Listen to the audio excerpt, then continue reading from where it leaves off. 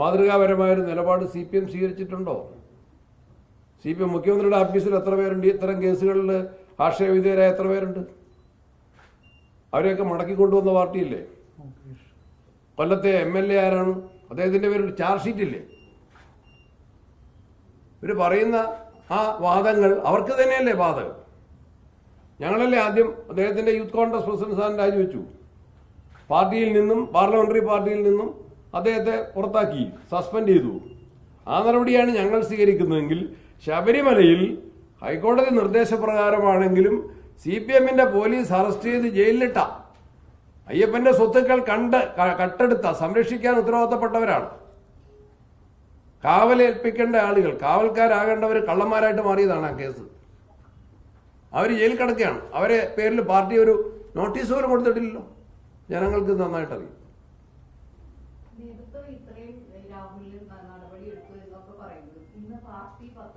വളരെ അനുകൂലമായിട്ടുള്ള ഒരു എഡിറ്റോറിയലാണ് രാഹുലിന്റെ ഭാഗത്ത് യാതൊരു തെറ്റുമില്ല എന്നുള്ള രീതിയിലാണ്.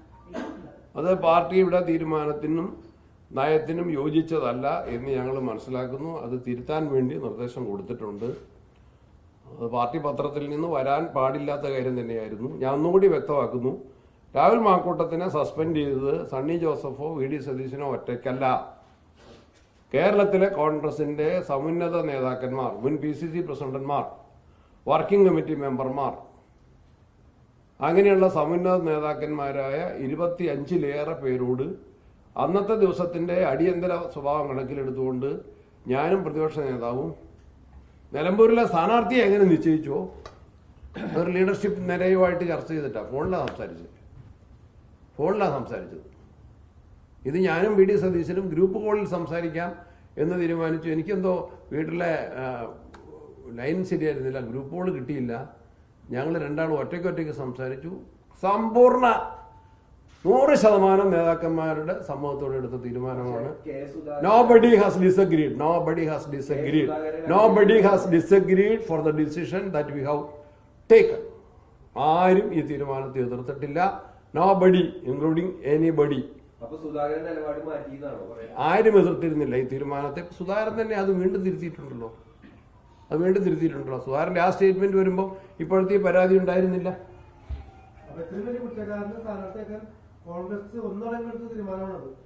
സ്ഥാനാർത്ഥിയാക്കാം. എന്താ കേട്ടെ? എനിക്ക് മനസ്സിലായില്ല. ഞാൻ ആര് പറഞ്ഞു? എനിക്കറിയില്ല കേട്ടോ. നിലമ്പൂര് സ്ഥാനാർത്ഥിത്തെ ഞാൻ പറഞ്ഞു. ഇല്ലില്ല, നോവേർ ഇറ്റ് വാസ് റീസൺ. എവിടെയെങ്കിലും അത് ഉയർത്തിയിട്ടില്ല. ഞാനറിയില്ല, ഞങ്ങളാരും അറിഞ്ഞില്ല. നിങ്ങൾ ഏതെങ്കിലും മാധ്യമത്തിലുണ്ടായിരുന്നു? നിങ്ങളാണല്ലോ യു ആർ മോർ വിജിലൻസ്. നിങ്ങളല്ലേ കൂടുതൽ ശ്രദ്ധിക്കുന്നവർ. ഏതെങ്കിലും ചാനലിൽ, ഏതെങ്കിലും പത്രത്തിൽ എവിടെയെങ്കിലും ഉണ്ടായിരുന്നു? നിങ്ങൾ ഭാവനയെന്ന് പറഞ്ഞിട്ട് കാര്യമില്ല. ഫാക്ച്വൽ ആകണം നമ്മൾ.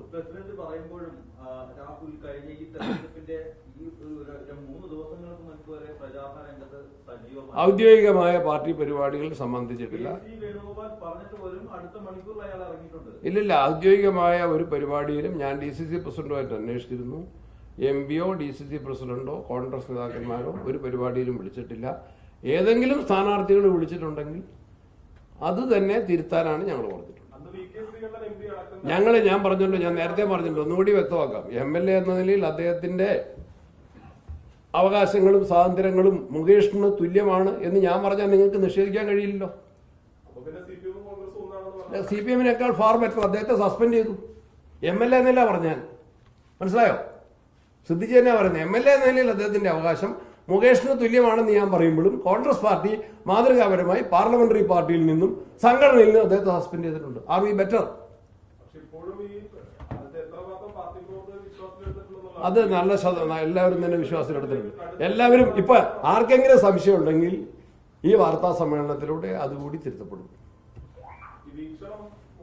That I have stated earlier. ഞാൻ കൃത്യമായിട്ട് നേരത്തെ പറഞ്ഞു. അത് ചെറിയ തെറ്റുണ്ട്, തിരുത്താൻ ആവശ്യപ്പെട്ടിട്ടുണ്ട്.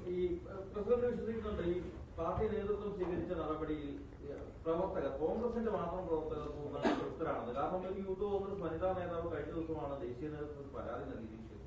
ഇപ്പോഴാണല്ലോ ഒരു കേസ് വന്നത്. നേരത്തെ നിങ്ങൾ ഉണ്ടാക്കിയ കേസല്ലേ, മാധ്യമങ്ങളുടെ വാർത്തയല്ലേ? ആരും ഇപ്പൊ കേസ് പോലീസ് സുവമോട്ടോ ഒരു കേസ് രജിസ്റ്റർ ചെയ്തിട്ട് പോലും തെളിവെടുക്കാനോ പരാതി പറയാനോ ആരും ഇല്ലാത്തായിരുന്നില്ല അവസ്ഥ. അപ്പൊ തെരഞ്ഞെടുപ്പിന്റെ സമയത്ത് ശബരിമല ആളിക്കത്തുമ്പോൾ ഒരു കേസെങ്കിലും വന്നല്ലോ. അപ്പോൾ ഞങ്ങൾ അതിന്റെ ഗൗരവത്തിൽ കൂടുതൽ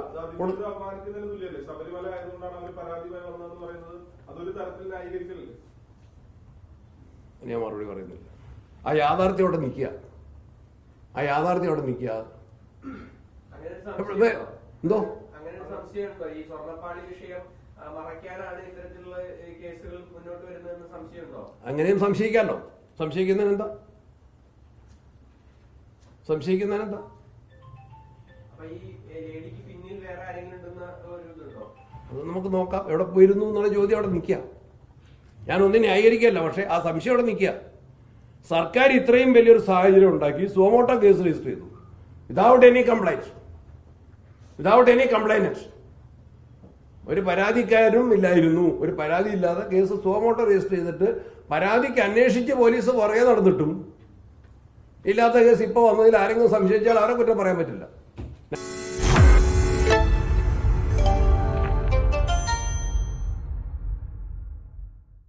ലോകത്തെവിടെയായാലും ഏത് സമയത്തും 24 വാർത്തകളും ഓഗ്മെന്റഡ് റിയാലിറ്റി പാക്കേജുകളും എക്സ്പ്ലെയിനറുകളും വിശദമായി കാണാൻ ഞങ്ങളുടെ യൂട്യൂബ് ചാനൽ നിങ്ങൾക്ക് സബ്സ്ക്രൈബ് ചെയ്യാം.